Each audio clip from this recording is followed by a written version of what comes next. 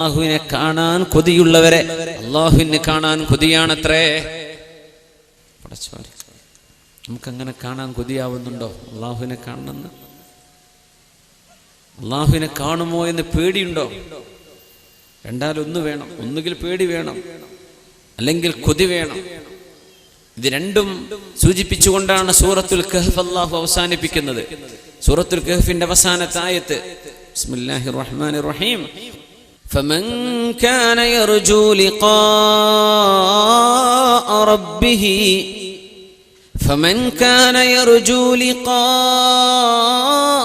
ربه فليعمل عملا صالحا ولا يشرك بعبادة ربه أحدا فمن كان يرجو لقاء ربه ആർക്കാണോ തന്റെ പരിശുദ്ധനായ രക്ഷിതാവായ അല്ലാഹുവിനെ കാണണമെന്ന് കൊതിയുള്ളത്, ഒരർത്ഥം അതാണ്. യർജു ആഗ്രഹിക്കുന്നു അല്ലാഹുവിനെ കാണാൻ. മറ്റൊരർത്ഥം, ആരാണോ അല്ലാഹുവിനെ കാണുമോ, അല്ലാഹുവിനെ കാണണമല്ലോ എന്ന് പേടിക്കുന്നത്, യഖാഫു ആരാണോ ഭയപ്പെടുന്നത്, അല്ലാഹുവിനെ കാണണമല്ലോ, എന്റെ റബ്ബിന്റെ മുമ്പിൽ ഞാൻ വിസ്തരിക്കപ്പെടുമല്ലോ, അല്ലാഹുവിന്റെ കോടതിയിൽ എന്നെ കൊണ്ടുവന്ന് നിർത്തുമല്ലോ എന്ന് പേടിക്കുന്നവരാരെങ്കിലും ഉണ്ടെങ്കിൽ, എന്റെ റബ്ബിനെ കാണണമെന്ന് കൊതിക്കുന്നവരുണ്ടെങ്കിൽ, എന്റെ റബ്ബിനെ ഞാൻ കാണേണ്ടി വരുമല്ലോ എന്ന് പേടിക്കുന്നവരുണ്ടെങ്കിൽ എന്തു ചെയ്യണം? ഫൽയഅമൽ അമലൻ സ്വാലിഹാ, സൽക്കർമ്മങ്ങളെ അവർ ചെയ്യാവൂ, സൽക്കർമ്മങ്ങളെ പറയാവൂ, സൽക്കർമ്മങ്ങളെ അവർ ചെയ്തു തീർക്കാവൂ, സൽക്കർമ്മങ്ങളെ അവർ ചിന്തിക്കാവൂ. ഫൽയഅമൽ അമലൻ സ്വാലിഹാ. എങ്ങനെയത് മനസ്സിലാവുക സൽക്കർമ്മമാണെന്ന്? ഞാൻ ചെയ്യുന്ന പണി അല്ലാഹുവിന് ഇഷ്ടമാകുമോ? ഞാൻ ചെയ്യുന്ന ജോലി എൻ്റെ റബ്ബ് പൊരുത്തപ്പെടുമോ? ഞാൻ പറയുന്നത്, ഞാൻ എഴുതുന്നത്, ഞാൻ ആളുകളോട് സംവദിക്കുന്നത്, ആളുകളുമായി പെരുമാറുന്നത് എൻ്റെ റബ്ബിന് ഇഷ്ടമാകുമോ? ഞാൻ ചെയ്തുകൊണ്ടിരിക്കുന്ന ചെയ്യുന്ന ഈ ജോലി എൻ്റെ റബ്ബിന് പൊരുത്തമാകുമോ? അല്ലാഹു അത് ഇഷ്ടപ്പെടുമോ? ഇങ്ങനെ എപ്പോഴും ചിന്തിക്കുന്ന ആൾ. അത് മനസ്സിലാക്കാൻ ഉലമാ പറയുന്നത്, ഒരു ജോലി ചെയ്തുകൊണ്ടിരിക്കെ തൊട്ടരികെ അഷ്റഫുൽ ഖൽഖ് സ്വല്ലല്ലാഹു അലൈഹി വസല്ലം ഇരിക്കുകയാണെന്ന് സങ്കല്പിക്കാൻ, നബി തങ്ങൾ തൊട്ടടുത്തുണ്ട് എന്ന് സങ്കല്പിക്കാൻ. ഞാനൊരു പണി ചെയ്തുകൊണ്ടിരിക്കുകയാണ്, എൻ്റെ റസൂൽ എൻ്റെ അരികത്തിരിക്കുന്ന നബി ഇത് ചെയ്യാൻ എന്നെ അനുവദിക്കുമോ? എൻ്റെ നബി ഞാനിത് ചെയ്യുന്നത് കണ്ടാൽ നബി ചിരിക്കുമോ? അതല്ല നബി തങ്ങൾ ദേഷ്യപ്പെടുമോ? എൻ്റെ നബി എൻ്റെ കൂടെയുണ്ടെങ്കിൽ എൻ്റെ ഹബീബിന് ഇത് പൊരുത്തമാകുമോ ഇല്ലയോ? ഇത് ചിന്തിച്ചാൽ ഖൈറും ശർറും മനസ്സിലാവും, തെറ്റും ശരിയും മനസ്സിലാവുമെന്നാണ്. ഫമൻ കാന യർജു ലിഖാഅ റബ്ബിഹ്, അല്ലാഹുവിനെ കാണണമെന്ന് പേടിക്കുന്നവർ, അല്ലാഹുവിനെ കാണേണ്ടി വരുമല്ലോ എന്ന് ഭയപ്പെടുന്നവർ, അല്ലാഹുവിനെ കാണാൻ കൊതിയൂറുന്നവർ, ഫൽയഅമൽ അമലൻ സ്വാലിഹാ, അവർ സൽക്കർമ്മം ചെയ്തുകൊള്ളട്ടെ. വലാ യുശ്രിക് ബിഇബാദത്തി റബ്ബിഹി അഹദാ, അല്ലാഹുവിനോട് ചെയ്യുന്ന ഈ ഇബാദത്തിൽ മറ്റൊന്നിനെയും പങ്കു ചേർക്കാതെ. ഇത് ശിർക്കുൽ ഖഫീനെ സംബന്ധിച്ചുള്ള ചർച്ചയാണ്. ബഹുദൈവാരാധന എന്ന ശിർക്കല്ല ഈ ആയത്തിൽ ചർച്ച ചെയ്യുന്നത്. തഫ്സീർ എടുത്തു നോക്കിയാൽ മനസ്സിലാവും, ഈ ആയത്തിൽ അല്ലാഹു ശിർക്ക് ചെയ്യല്ലേ എന്ന് പറഞ്ഞത് മറ്റാരും കാണാൻ വേണ്ടി ചെയ്യല്ലേ, മറ്റാരെങ്കിലും കൈയടിക്കാൻ വേണ്ടി ചെയ്യല്ലേ, മറ്റാരെങ്കിലും പ്രോത്സാഹിപ്പിക്കാൻ വേണ്ടി ചെയ്യല്ലേ, മറ്റാരുടെയെങ്കിലും പ്രകീർത്തനങ്ങൾ കിട്ടാൻ, അവരുടെ പ്രശംസ കിട്ടാൻ ഇതിനൊന്നും ചെയ്യല്ലേ. നീ ചെയ്യുന്നത് അല്ലാഹുവിന് വേണ്ടി, നിന്റെ കർമ്മം അല്ലാഹുവിന് വേണ്ടി, നീ കല്യാണം കഴിച്ചത് അല്ലാഹുവിന്, നീ ജോലി ചെയ്യുന്നത് അല്ലാഹുവിന്, കോളേജിൽ പോകുന്നത് അല്ലാഹുവിന്, വീട്ടിലെ കാര്യങ്ങൾ ചെയ്തുകൊണ്ടിരിക്കുന്നത് അല്ലാഹുവിന്, ഉമ്മയും വാപ്പയും നോക്കുന്നത് അല്ലാഹുവിന്, വാഹനം ഓടിക്കുന്നത് അല്ലാഹുവിന്, എല്ലാം അല്ലാഹുവിന്. അങ്ങനെ നിങ്ങൾ ചെയ്തോ, എന്നാൽ ഈ റബ്ബിനെ കാണാനുള്ള കൊതി സാക്ഷാത്കരിക്കപ്പെടും. അല്ലാഹുവിനെ കാണണമല്ലോ എന്ന പേടി, ആ പേടി നിനക്കുണ്ടാവില്ല. പിന്നെ റബ്ബിനെ സ്വസ്ഥമായിട്ട് കാണാൻ പറ്റും. ചെയ്യേണ്ടത് ഇത്രയാണ്, ഞാൻ ചെയ്യുന്ന ജോലി ഞാൻ അല്ലാഹുവിന് വേണ്ടി ചെയ്യാണ്.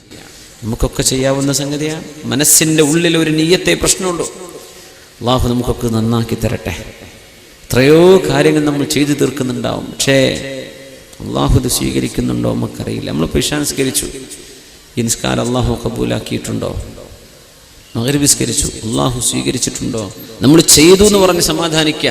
എൻ്റെ റബ്ബിനത് പൊരുത്തമായിട്ടുണ്ടോ? എൻ്റെ റബ്ബ് അത് കബൂലാക്കിയിട്ടുണ്ടോ? അറിയില്ല.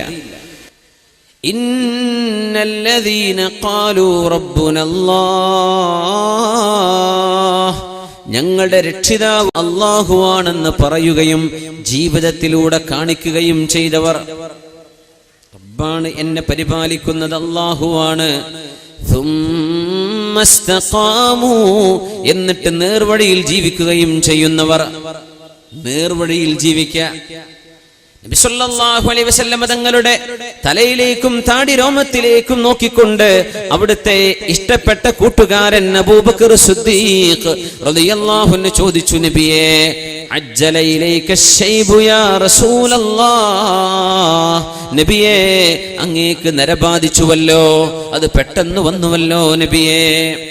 അജ്ജല ഇലൈക ശൈബു യാ റസൂലല്ലാഹ്, വളരെ പെട്ടെന്ന് നരബാധിച്ചുവല്ലോ നബിയേ, നിങ്ങൾക്ക് വളരെ പെട്ടെന്ന് മുടിയെല്ലാം നരച്ചുപോയല്ലോ. എത്രയാണ്? 17ഓളം മുടികൾ നബി തങ്ങളുടെ തലയിലും താടിയിലുമായി 17ഓളം രോമങ്ങൾ വെളുത്തിരുന്നു എന്ന ഹദീസുകൾ ശമായിൽ കാണാൻ കഴിയും, ഹബീബിന്റെ ശരീരത്തിന്റെ വിവരണം വായിച്ചാൽ. പക്ഷേ അറബികൾക്കെന്ന് നരബാധിക്കുന്നത് 70 വയസ്സാകുമ്പോഴാണ്, 75 ആകുമ്പോഴാണ്. നിബിതങ്ങൾക്ക് വളരെ പെട്ടെന്ന് നരബാധിച്ചപ്പോ നിബിതങ്ങളോട് സിദ്ദീഖ് റളിയല്ലാഹു അൻഹു അവിടുത്തെ ഇഷ്ടപ്പെട്ട കൂട്ടുകാരൻ നിബിതങ്ങളുടെ മുഖത്ത് നോക്കി ഇങ്ങനെ ചോദിക്കുകയാണ്, അജ്ജല ഇലൈക ശൈബു യാ റസൂലല്ലാഹ്, നബിയേ വല്ലാതെ നരബാധിച്ചുവല്ലോ, വളരെ പെട്ടെന്ന് നരവന്നുവല്ലോ. ശയ്യബതിനി ഹൂദുൻ വഅഖവാതുഹാ, അബൂബക്കറെ, വിശുദ്ധ ഖുർആനിലെ സൂറത്ത് ഹൂദും സൂറത്ത് ഫുസ്സിലത്തും ആ സൂറത്ത് ഹൂദും അതിന്റെ സഹോദരിമാരായ ഖുർആനിന്റെ സൂറകളുമാണ് എനിക്ക് നിരകൊണ്ടുവന്നത് അബൂബക്കറെ റളിയല്ലാഹു തആല അൻഹുവിനോട് നബി തങ്ങളുടെ മറുപടി, നരബാധിക്കാൻ കാരണം വിശുദ്ധ ഖുർആനിലെ സൂറത്ത് ഹൂദും അതിന്റെ സഹോദരിമാരായ സൂറത്തുകളുമാണ്. അപ്പോഴാണ് ഓടി വരുന്നത് ഇബ്നു അബ്ബാസ് റളിയല്ലാഹു അൻഹു, നബിയേ ഈ സൂറകളിൽ ഏത് വചനമാണ് അല്ലാഹുവിന്റെ വാക്കാണ് നബിയേ അങ്ങയെ വല്ലാതെ പേടിപ്പിച്ചത്, അങ്ങ് വല്ലാതെ വിഷമിച്ചു പോയത്? ഖൗലുഹു തആല ഫസ്തഖിം കമാ ഉമിർത്, ഫസ്തഖിം കമാ ഉമിർത്. ഇബ്നു അബ്ബാസ് റളിയല്ലാഹു അൻഹുവിന്റെ ചോദ്യം, നബിയെ സൂറത്ത് ഹൂദിൽ നിന്നും അതിന്റെ സഹോദരിമാരായ സൂറകളിൽ നിന്നും അല്ലാഹുവിന്റെ ഏത് വചനം കേട്ടപ്പോഴാണ് അങ്ങേക്ക് നരബാധിച്ചത്, അങ്ങയെ വിഷമിപ്പിച്ചത്, അങ്ങ് സങ്കടപ്പെട്ടത്, അങ്ങ് ഇത്രക്ക് ക്ഷീണിക്കാൻ കാരണം? ഖൗലുഹു തആല, അല്ലാഹുവിന്റെ വാക്കാണ്, അല്ലാഹുവിന്റെ വചനമാണ്. ഫസ്തഖിം കമാ ഉമിർത, എങ്ങനെയാണോ നബിയെ നിങ്ങളോട് നേർവഴിയിൽ ജീവിക്കണമെന്ന് പറഞ്ഞത് അങ്ങനെ നേർവഴിയിൽ കൃത്യമായും ജീവിക്കണം കേട്ടോ. ഫസ്തഖിം കമാ ഉമിർത, പറഞ്ഞ പോലെ നേർക്ക് പോകണം, പറഞ്ഞ പോലെ നേർക്ക് നേരെ ജീവിക്കണം എന്ന അല്ലാഹുവിന്റെ വചനം അത് താങ്ങാൻ കഴിഞ്ഞില്ല അബൂബക്കറെ. അത് ഓർത്തുകൊണ്ട് ഞാൻ വിഷമത്തിലാണ്. അല്ലാഹു ആ പറഞ്ഞ പോലെ എന്നെ കൊണ്ട് സാധ്യമായിട്ടുണ്ടോ? ആരായി പറയുന്നത്? അഫ്ദലു റസൂലായ മുഹമ്മദ് മുസ്തഫ, സയ്യിദുൽ കൗനൈനിയായ മുഹമ്മദ് മുസ്തഫ. വഫാത്താകുന്ന നേരത്ത് ഓരോരുത്തരും പറയേണ്ടത് ലാ ഇലാഹ ഇല്ലല്ലാഹ് എന്നാണെങ്കിൽ ഫിർ റഫീഖിൽ അലാ, അല്ലാഹുമ്മ റഫീഖൽ അലാ, അല്ലാഹുമ്മ റഫീഖൽ അലാ. അല്ലാഹുവേ നിന്റെ ഉന്നതമായ സ്ഥാനത്തേക്ക്, നിന്റെ ഉന്നതമായ ചാരത്തേക്ക്, നിന്റെ ആ ഒരു കമ്പാനിയൻഷിപ്പ് എനിക്ക് തരേണമേ എന്ന് പറഞ്ഞ് ലോകത്തോട് വിട പറഞ്ഞ ലോകത്തിന്റെ ഗുരു മുഹമ്മദ് മുസ്തഫ സ്വല്ലല്ലാഹു അലൈഹി വസല്ലം തങ്ങളെ വിഷമിച്ചു പോയിട്ടുണ്ട്. അല്ലാഹ് പറഞ്ഞ പോലെ തന്നെയാണോ ഞാൻ ജീവിക്കുന്നത്? ഫസ്തഖിം കമാ ഉമിർത്, പറഞ്ഞ പോലെ നേർക്ക് നേരെ ജീവിക്കണം. ഇസ്തഖിം സുമ്മസ്തഖാമു, അല്ലാഹുവാണ് രക്ഷിതാവെന്ന് പറയുകയും നേർവഴിയിൽ ജീവിക്കുകയും ചെയ്തവർ, നേർവഴിയിൽ ജീവിക്കണേ എന്ന അല്ലാഹുവിന്റെ വാക്കുകൊണ്ടാണ് നിബിതങ്ങൾക്ക് താടിരോമങ്ങളിൽ തലയിൽ നരബാധിച്ചതെന്ന് മഹാനായ അഷ്റഫുൽ ഖൽഖ് തന്നെ സ്വല്ലല്ലാഹു അലൈഹി വസല്ലം. നമ്മളൊക്കെ എന്തൊരു റാഹത്തിലാ, നമ്മളിപ്പോ നേർവഴിയിൽ ഇങ്ങനെ പോയാൽ സ്വർഗത്തിലെന്നൊക്കെ വിചാരം. അല്ലാഹു നമ്മൾ അങ്ങോട്ട് എത്തിച്ചു തരട്ടെ എന്ന് നമുക്ക് ദുആ ചെയ്യണം. അല്ലാഹു നമ്മെ വിജയിപ്പിച്ചു തരട്ടെ. അള്ളാഹു നമ്മെ സഹായിച്ചു തരട്ടെ. ആമീൻ യാ റബ്ബൽ ആലമീൻ.